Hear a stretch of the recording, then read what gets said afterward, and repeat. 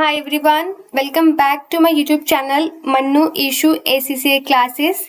So in this video, we will be learning one more concept of FHL, and from this topic I have been seen solo question in the exam kit.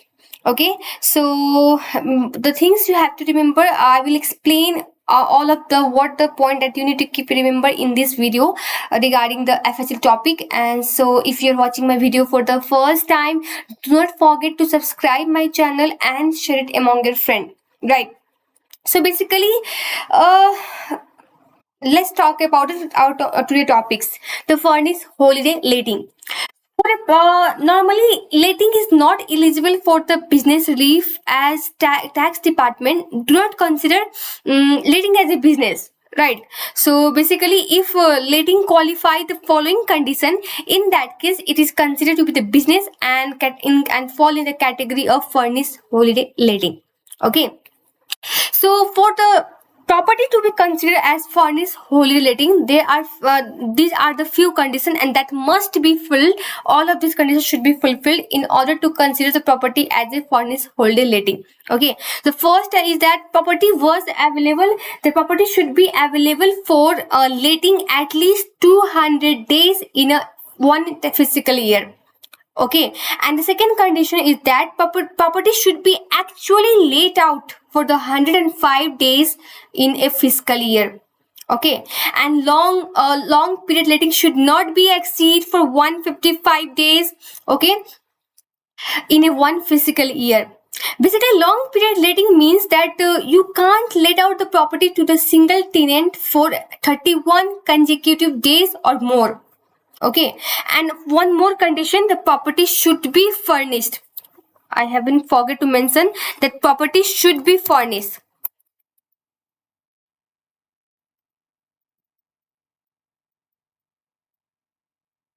Okay, so these are the four conditions that should be all of these conditions should be met in order to consider it as a FHL, right?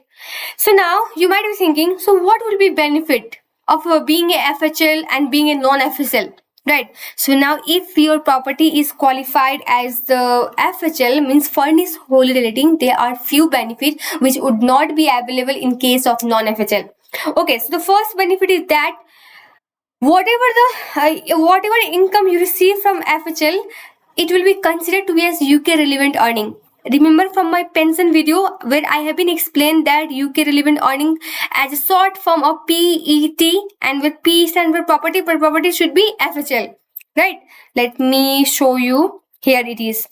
Yeah, P means furnished holiday letting. It means your whatever the earning you are receiving from the FHL, it should be considered. It can be considered as a UK relevant earning, right?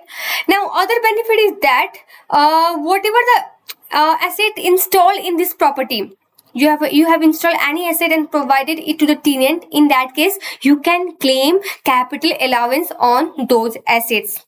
Okay, and the other benefit is that I have been said in the previous video of the finance cost that if you have taken out the loan for the property, and if the property is used for residential purpose, in that case you will get the relief at 20%.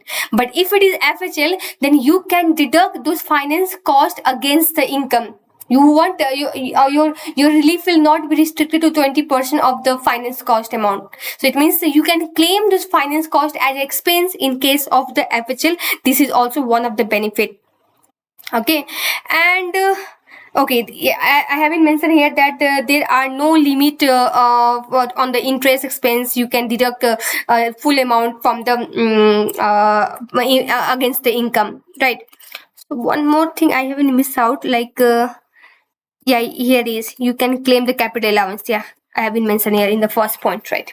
Okay, so next benefit is that FHL property will be qualified as a business asset, right?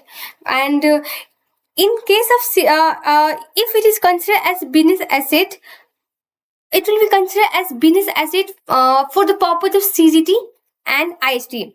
Means that there are certain relief available in the CGT, right? Like example, gift relief, business asset disposal relief, है ना, property business property relief. So it means, what I mean to say is, FHL is considered as a business property business, and if you sell out those property, whatever the relief available in the CGT and ISD, you will be entitled for those relief.